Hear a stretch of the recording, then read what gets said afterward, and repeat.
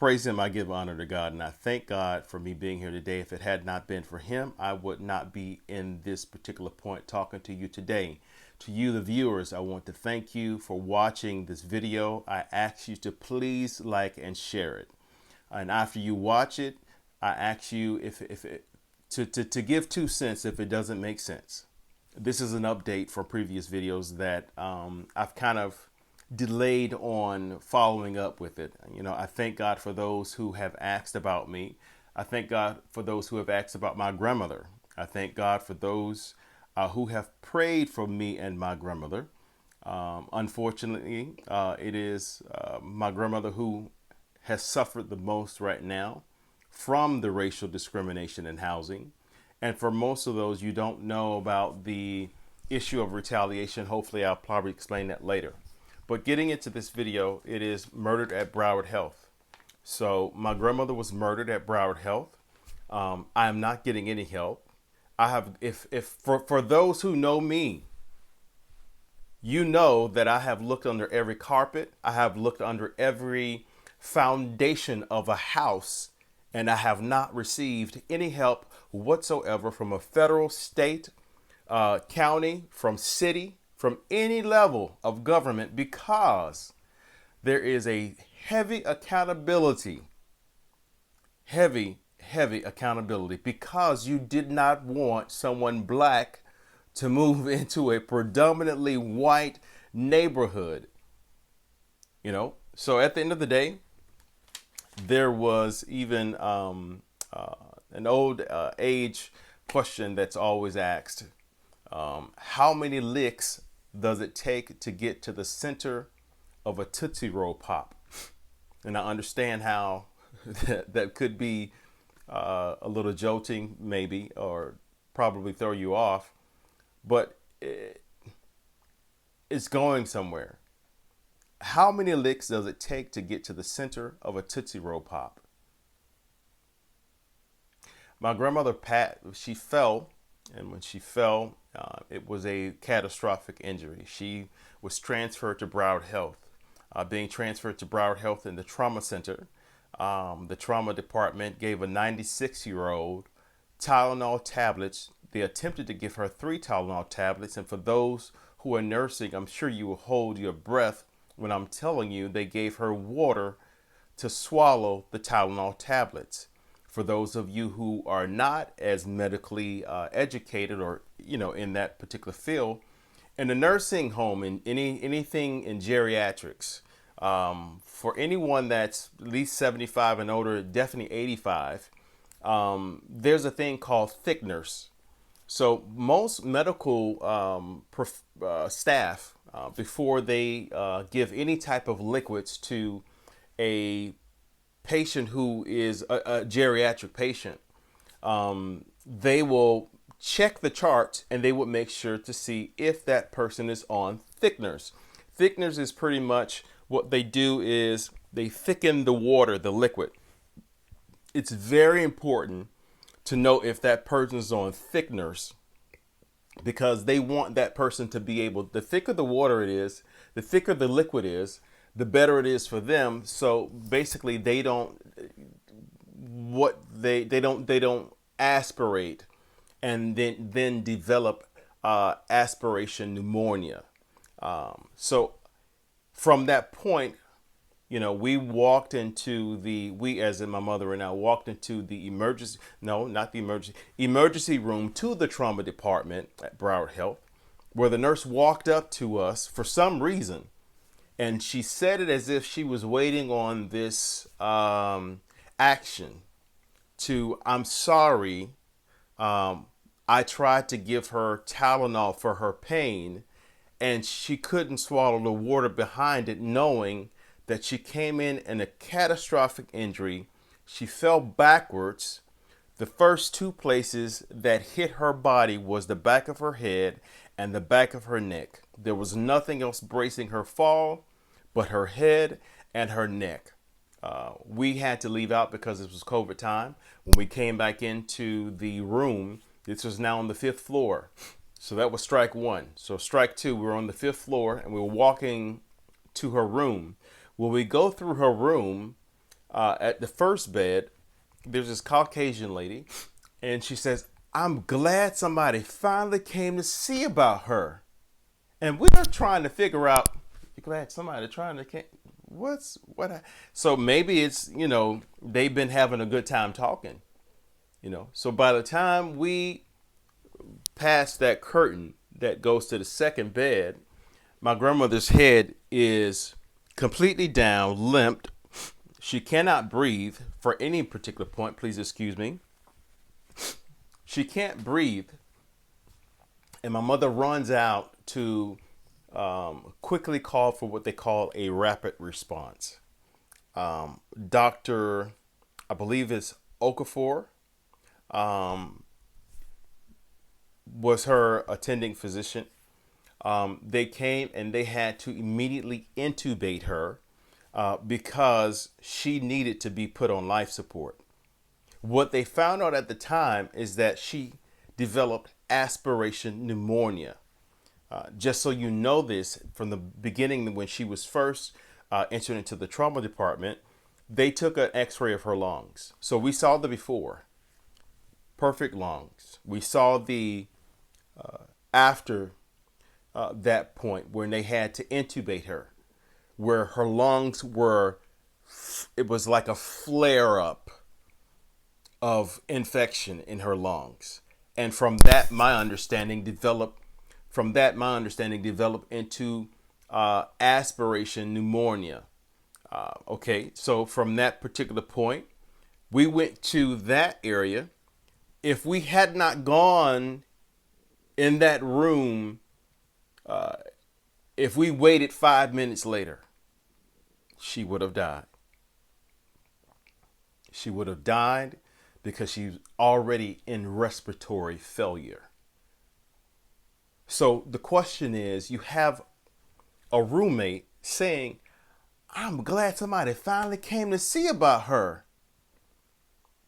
That sounds as if either she's been hearing her call for help, she knows that she needed help, or something's been going on, even probably pressing a button for her, but nobody came to see about her. Okay, maybe that's not the case. Let's just skip over that. So now she's gone into the intensive care unit, and in under 24 hours, snap. I want to thank our elder, our family. I call him a family elder. We have the elder. I call him Elder Borkins. He's Bishop Borkins now, Bishop Sonny Borkins, and Pastor Helen Borkins. Wonderful people, Miracle Outreach, and I want to say that it literally was a miracle as far as her turnaround. She turned around to the point that people who, if you literally, I thought, I prepared myself in an elevator to the point that I prepared myself that my grandmother was not coming back. But if you don't know who God is, I'm telling you, every time you will be very disappointed to the miracle and the wonders that he will prove, and it will make your face drop. She made everybody's face drop. She was in the a special 101 intensive care unit, and everybody face dropped when this old 96-year-old lady was talking with a tube in her mouth to the point they had to knock her back out so she didn't paralyze her own vocal cords. She was so, like, the miracle turned it around so fast to that by the time even, Bishop Borkins was praying for her, for those who were in the Pentecostal area, she had this quickening to where literally you want to see, I can see her jumping out of the bed, literally, although that she was still, there was a partial paralysis going on. I can see her spirit jumping out of the bed and running down the hall. If for those who are of the Pentecostal background, you understand what I mean by that. That's how much God turned around. And so we what's next now? Because pretty much she went in with an injury that now that became second. She came in with a catastrophic injury that was no longer primary because it was a mistake of someone to give her so much water that her lungs flared up to the point that she was in respiratory failure under 12 hours.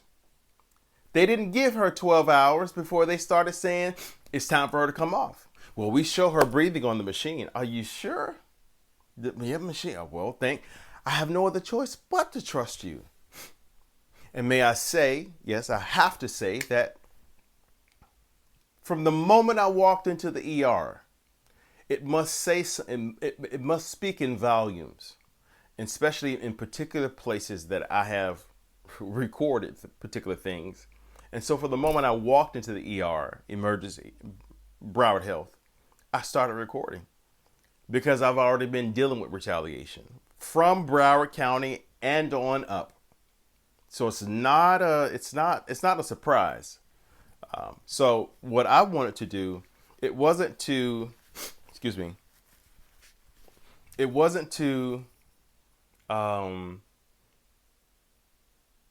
think, oh my God. No, it was to just in case. And from the moment I walked in there, I'm so glad I was recording. And I have to keep the straight face because I want them to take care of my grandmother. At the end of the day, she made a drastic turnaround. It was time for her to come off. We were talking about speech therapy that she now needed. We were talking about what we were going to do as far as transferring her to a different unit now because they were going to downgrade her from the intensive care unit. Praise him. No more one-on-one nurse, But again, the question was, how did she even get like that from the 5th floor when she had a heart monitor to her and you couldn't tell that she was in distress? We had to come and tell the nursing department that she was in distress, and rapid response was called. Okay, it's time for her to come off. Okay, great. You sure? Yes, we're sure. What happens? This is my question. What happens if you bring her off? Because she, as a matter of fact, when they were going to bring her off, they were going to extubate her, and they were going to put her on a secondary form of breathing, of this breathing system, like a CPAP or a BiPAP or something. So it's secondary to the intubation, but there's still some form of a breathing system that's helping her breathe. So it wasn't completely off of a breathing system. So for some reason, they said that, okay, what happens if, my question, what happens if this goes down? Her health turns again, because I'm still questioning, like, why are we taking her off so early? And they were saying, well, too long, it can damage something. Okay, great. Got it. I have to trust the doctors at the same time. Of course, I'm trusting in Jesus, but you got to trust in the people that are telling you something. Even if you get a second opinion within the state of Florida, Broward County, or whatever the case is, it's all the same. The next day, I'm waking up, and the very last minutes before I'm going to Broward Health to visit my granny, I'm getting this phone call, this urgent phone call, and she's turned for the worse now. And it's like an agitating voice where they're hyping you up versus doing the opposite, de-escalating the situation. Mr. Brewer, we're calling to let you know things. Mr. Brewer, oh yeah, we're calling. Didn't sound right. So you hyping me up on top of the fact that we got less than minutes to do this right now. We have to make a decision. But wait a minute, we can't make a decision, Mr. Brewer, because you've already placed a DNR on there. For those who understand, a DNR is not a complete do not resuscitate. A DNR can come with stipulations. She had a DNR with stipulations, and the stipulation was do not perform chest compressions on her, such as the Broward 911 forced me to do it before the paramedics came. My grandmother was knocked out pretty much, as I call, as a UFC fighter or UCF fighter. And she could not breathe. Her heart was beating. You can see her trying to catch her breath. I am on the phone with 911 telling them, wait a minute, but you do what? Chest compressions, but her heart is beating. But her heart is beating. It had to be to the point where somebody tell you, if you don't do it, she will die. So now the obligation is on me. That if my grandmother dies and someone has instructed me to do something, me knowing, I know right from wrong, but it just don't, okay, let me do it. So at the end of the day, skipping from that perspective, put her back on the intubation, intubate her again. Gotta wait on the doctor. Gotta wait on the doctor. What do you mean? That's not the plan. The plan was, if she failed, her health went back down again, we would put her back on. Sorry, can't do it. That DNR. So I'm trying to rush out there. And for those who really need to know, a DNR can be rescinded over the phone, just as I knew it could be rescinded, but yet at the same time, they were playing with my emotions. Before I got there, they called me back and said that my grandmother had died as I was on I-95 exiting off of Davie Boulevard, for those who understand where that's at. And so I'm there now. And so Dr. Okafor said, man, yeah, you don't understand. She had a massive heart attack by that time. Oh, she did? Okay.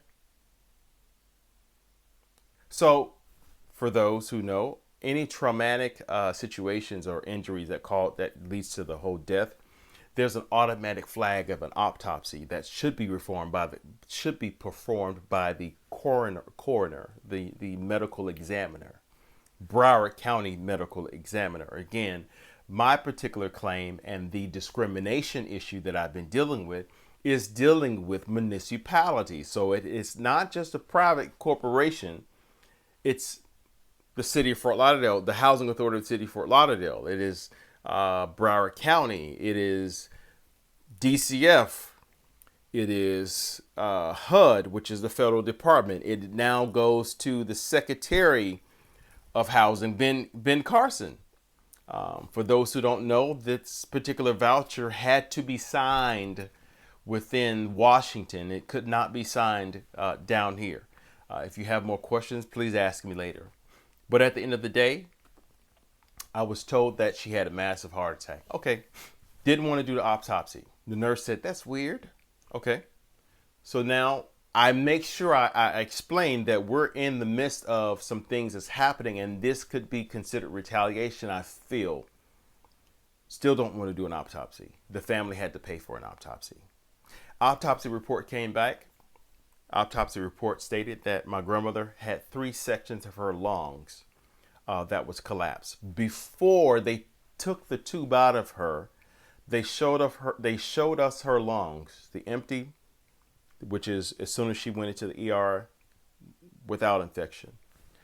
The part where she went into respiratory distress and they had to intubate her, they had the lungs, x-ray of her lungs showing the flare. Then the third one was when she was intubated and they had to put a central line in her, but it also showed, where the infection was decreasing. It showed a significant, for me, when we say a significant difference, it really could be a little bit, but it showed a dramatic impact that's saying the medication is working. Okay. So it's now saying that she has 3 sections of her lungs collapsed. 3 sections of her lungs collapsed. Not only that, I'm reading something about, and it's hidden in a different area because it's not in the respiratory area necessarily. It's something about the cavity. I'm saying, what? This is the autopsy I'm reading. And so I'm saying, let's say, cubic something, frothy liquid. And so it's basically saying, converting it to ounces.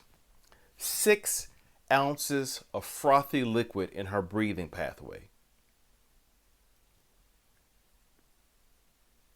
And me speaking to the pathologist, she stated that the upper left lobe of her lungs were enlarged because it was trying to compensate for the oxygen that she wasn't getting in the other halves.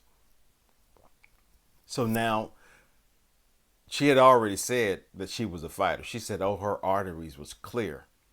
She could tell that she was dealing with a fighter. She said she fought to the end. So in those 12 hours, the question is, where was the registered nurse?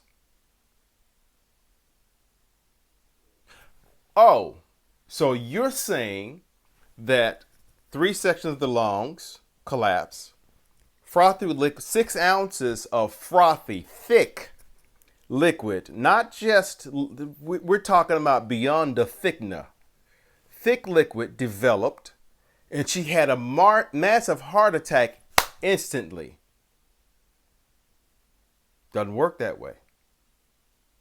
Something interesting that my mother said. My mother, for those who know, that she works for hospice, which something that we went back, I have to say this, we went back to the hospital and they said that we had her on, they said in the records we had her on hospice and that we came to say our last goodbyes. That's a lie. Not true. Everything was good as far as God really coming back. It was something my mother said, who's a hospice nurse. She said, you know, Terry, we were supposed to be called when they extubated her.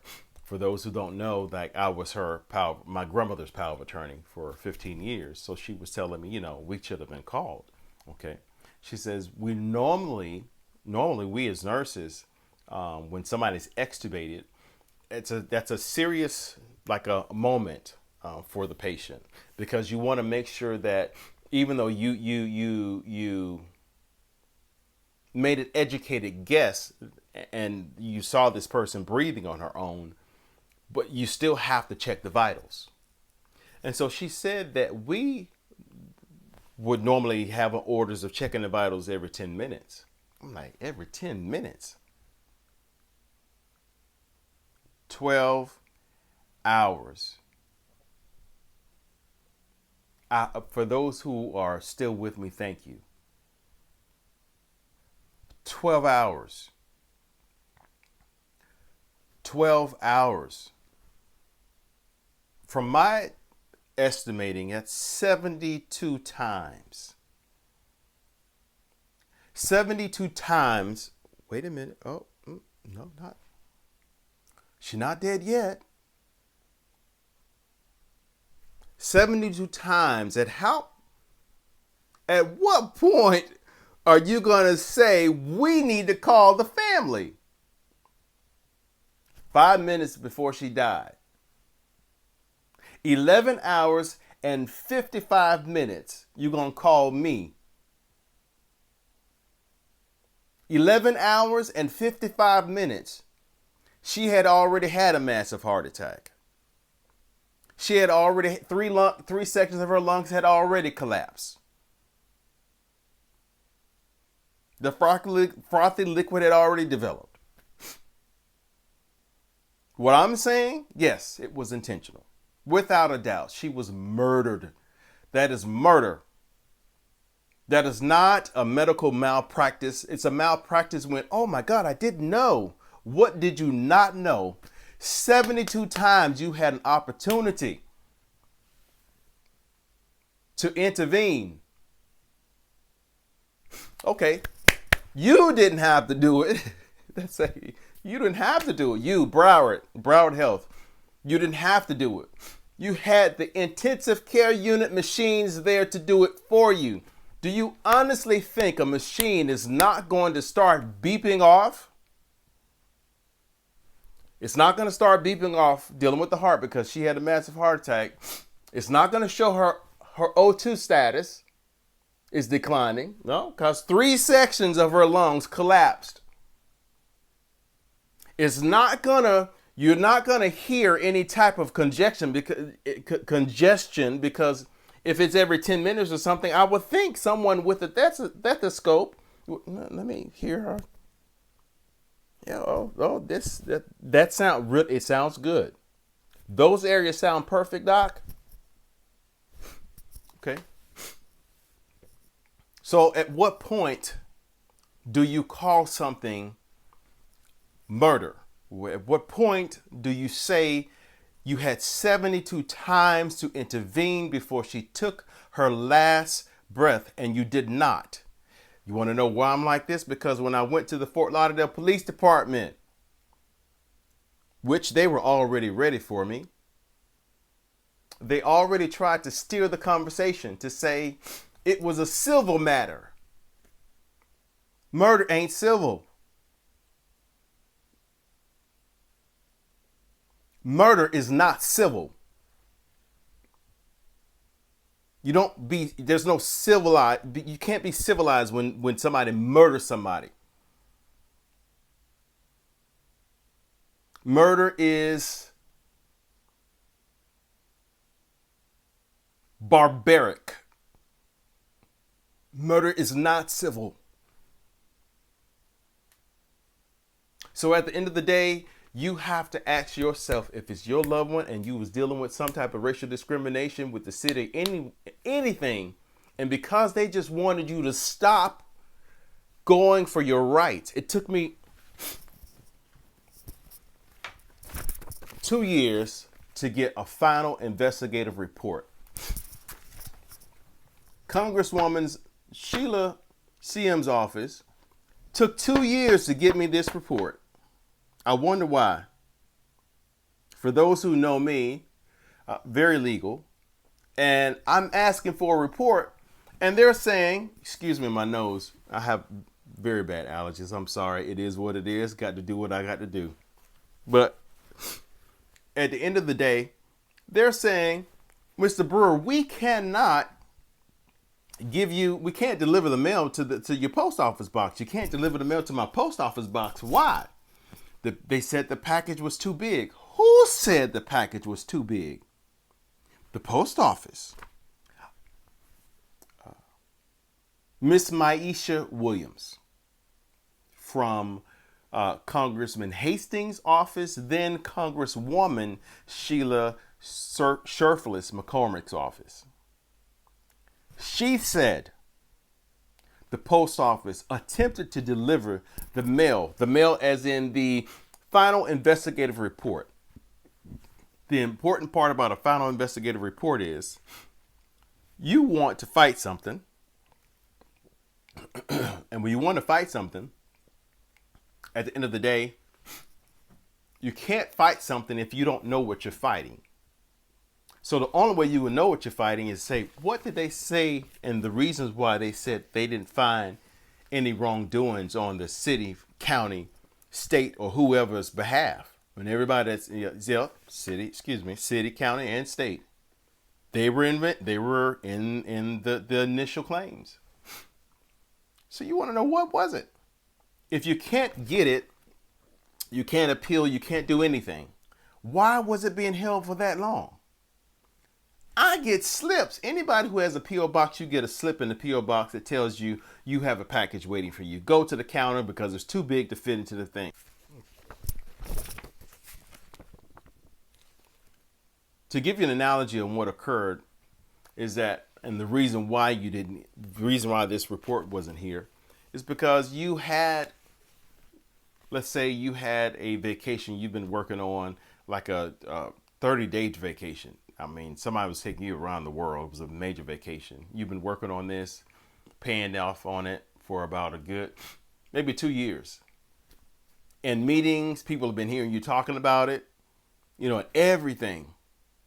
And finally, all of a sudden, you were dealing with, this little discrimination issue that occurred. And you're just trying to say, hey, look, something happened in this department. No, I was discriminated against. Oh, okay. You went on vacation for them 30 days. You got back. You didn't have a job. You're trying to figure out why you didn't have a job. And they fired you. So they fired you. Wait a minute, but I put my time in. What happened? You were fired because, you really carelessness.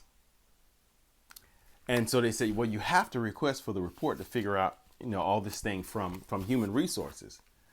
Can y'all please give me we tried giving you the report, but it keeps coming back to us.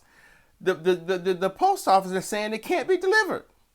Look, I need to get my job back. I need to get this to the attorneys so the attorneys can help me. You have to understand how serious something like this is when somebody can't give you the reason why something happened, but they still insist on doing it and not giving you your rights to go further. So then you find out in the report, I'm paraphrasing this, or I'm giving you an analogy, excuse me. You find out in the report, what? Them people said that I never requested for vacation days. They just said that I never showed up for work for 30 days. Therefore, they had to dismiss me. Out of all the 2 years that I've been working on this, paying off on this, dreaming about this vacation. What? Everybody know I put my work in and I put what? It just doesn't make sense. But the only thing that makes sense, you're like, that's why they held it for so long. They held it for so long because the only thing they could say is that, oh, you just didn't show up for work for 30 days. We didn't know where you was. You came with me when I was buying my outfit. The supervisor, I'm really trying to give you a good analogy to break this packet down. You, the supervisor, came with me. What you talking? I don't remember that. You don't remember that? I got the receipt where we bought popcorn because we was going to go to the movies, but we left. It's that extensive. Where you remember everything specifically, you have everything jotted down. You still have all the receipts left over. The problem is that you needed for them to explain to you why you was fired, and you're trying to figure out those 2 years and what occurred and what happened until it finally hits you that the lowest thing or the smallest thing that they can do is say, oh, you know what? Lose that paper. He or she never requested time off. That's how we do it. And fire them. What we're going to do, we're going to bring so much hell on them, they're going to want to take their life. We're going to bring so much hell on them, they're going to lose their mind. We're going to bring so much hell on them, they're going to forget the initial, if you do not believe that can happen from governmental resources, you are definitely not there. You are not present. You are not current. And it's not a game. So, at the end of the day, legal aid. What legal aid? Legal aid did not assist me, although I'm seeing where legal aid is supposed to assist me. Although I'm seeing where legal aid is supposed to guide me through federal court. And me, I'm just playing. We have to sometimes step back and be more in a role of asking questions more so. I'm trying to say it right so people are not offended. But we have to kind of like ask questions as if we don't really know the answer. But yet we do. So at the end of the day, my grandmother was murdered. Nobody wants to do anything about it. The congresswoman, even me asking for the report, and I started saying, oh, by the way, I'm recording this phone call. As soon as you tell people that you're recording a phone call, oh, where did this nice person come from? Her office, Mr. Mike McQuarrie, who was the chief of staff, for some reason now no longer the chief of staff, then promised me, Mr. Brewer, we're going to see why you were put on the terrorist list in the beginning. Because for those who do understand the story, I was placed on the terrorist list, and I'm saying, for those of you who know me, hogwash, Because anything that I was doing when I knew I was involving myself with a government municipality, when I knew I was doing something that was completely different, moving into a predominantly white neighborhood with a Section 8 housing voucher, let me check my elementary records to make sure everything is fine. What? Terrorist list? I wonder who bought them off. At the end of the day, they didn't help me. As a matter of fact, they fired the chief of staff, and now I have to start all over again. And then I get this, not even feeling. You get this thing where people are telling you that your problem is just too complicated. From the congresswoman's office, that your problem is too complicated. You created the complication. You told me to, you know what? I wouldn't make a complaint right now. I would just get the housing voucher. You told me not to make the complaint, but yet I listened to you. Then, after you pushing me away, telling me my mail couldn't come, I'm requesting a mail from you. And you're acting like it's making you putting you at an inconvenience, me, your constituent. Then, when I'm trying to figure out why you're not at work to give me the actual packet, I realize the packet is so big, didn't fit in the post office box. This packet here, that right there, right? Didn't fit in the post office box. I have things, trust me. This fit. So what's the real deal? I just challenge y'all. I challenge y'all, politician people, somebody with the blood in their veins that's running through. I just challenge you for 1 minute to be real. Y'all done let this man loose, this man that's still in the state of Florida. Y'all let Trump loose. You let Trump loose, and you let him do anything he wanted to do. Period. And so when people were doing what they wanted, go ahead and keep thinking. Keep thinking that you don't think someone like, because the things that have happened, yeah, it's like, yeah, but that's, wow. That's too big. But why would a man intimidate the hell out of his ambassador in Ukraine just to make sure she get out of that seat? And she said she wasn't moving. But she did end up moving, didn't it? It did take, excuse me. It took the CIA. But she moved. Central Intelligence agents, CIA agents, intimidated her, gaslighted her, to the point that she was more than in fear of her life. She instantly, a sane woman, became paranoid. Paranoia, when you're not born with it, it's a real thing. It's actually probably the best thing that saved your life. Not trying to make a joke over it. Y'all put this man in charge. For those of you who are dealing with race, and you believe in Trump, that's good. Let's go there for a moment.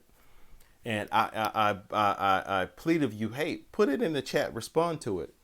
But for those of you, because I was a Republican, please be careful. I changed my party after all this mess had occurred. Be careful.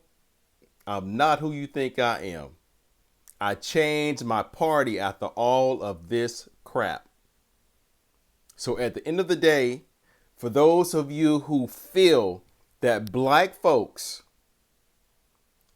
are, especially people who are welfare recipients, such as myself, are no good and all that kind of stuff. And stop and look for a minute. Are you told that? And for us black folks who are tired of white folks thinking that way, well, as far as they're concerned, almost 90% of blacks are that way because they see 90% of blacks in film that way. That is the only way they can have an assessment. That is the only way they can have a measurement of the characteristics or even stereotypes or understanding. Oh, this is how black people are. Oh, they like that all the time. Sometimes human is what human does. You take on things as you see them. That's what they are. It is marketing 101 when you do it right. And you don't put millions of dollars in movies if you don't feel like it's right. We need to come together. You do see, you may see on www.sos Congresswoman SheilaCM.com, you may see a topic there that says Stoneman Douglas students, casualties of racism. I may not be able to say the law right, but there's a thing that's dealing with colorable. So basically, anyone that's in a position of power, and you happen to use particular resources, and when you use those resources in a wrong way that actually causes harm to others, that's like a colorable thing. And I'm not but I know what I read. I know it's a Section 901 violation. You look up Section 901 violation. At the end of the day, I knew that I was on a terrorist list. At the end of the day, I was dealing with people while I was on a terrorist list. At the end of the day, I knew of the surveillance. At the end of the day, after me knowing of the surveillance, I saw the surveillance a little bit more, and I'm seeing it more. And I'm saying there was this one particular representative who I'm having this thing with. I'm like, look, this me and you talking now. I understand what's going on. I'm here. I'm fine. I will speak about anything or any particular danger I may place or may appear. Hey, hold me accountable. But this right here, this ain't surveillance. Surveillance is covert. You don't see it. You don't know it's there. So when somebody puts something on you where you know it's there, it's in your face, it is meant to intimidate you. That is it. It's it. It's meant to intimidate you. Intimidate you from what were you doing? About to file a complaint. And everybody knew it. If you're still here, pray for me. Pray for me. If you're still here, like and share it. I promise you at the end of the day, I am barking and I'm telling you there is a fence. I am telling you this fence is massive. I am telling you that the government is trying to, on every end, stop me from even teaching people about this, what they call exception to payment standard. If you're still there and you want to look it up, exception to payment standard is very serious. It's a real deal. If you have a child that is ADHD and your child, there's a school in Pinecrest, very good school. And for example, Pinecrest says, well, we have a wonderful program. Our program is #1 in Florida. We have a graduation ratio of 100%, like no other program in the state of Florida. But you have to live in our area in order for your child to attend the school. But that particular voucher grants you and grants that child a better life. It makes the taxpayer what you feel weight, because that participant more than likely will advance out of that tax bracket, and it puts less weight on the taxpayer. But you won't know about it unless you actually hear about it, unless you want to hear about it. Even if you racist, if you racist, you want to make sure that us folks ain't charging you, ain't costing you no more money. The color is green. The color ain't black. It ain't red. It's green. That's what's green. It ain't black. It ain't red. The color is green. And if you don't like my black behind, get me as much as green as I can get so I can get less green out of your pocket. That's how I think about it. God bless you all. I thank y'all for listening. I really do. I thank those who are praying for me. Even if you're not, it doesn't matter. Even if I think it, I speak it into the atmosphere. I thank those, and I pray that God blesses you. For those who have listened, for those who have hung in there with me, who have encouraged me, especially during the time of my grandmother's death, and who are still hanging in there with me during this time now with different group supports that are out there. They're definitely praying for me, rooting for me, and giving me that emotional support. Thank you so much for your time. Thank you. Stay blessed.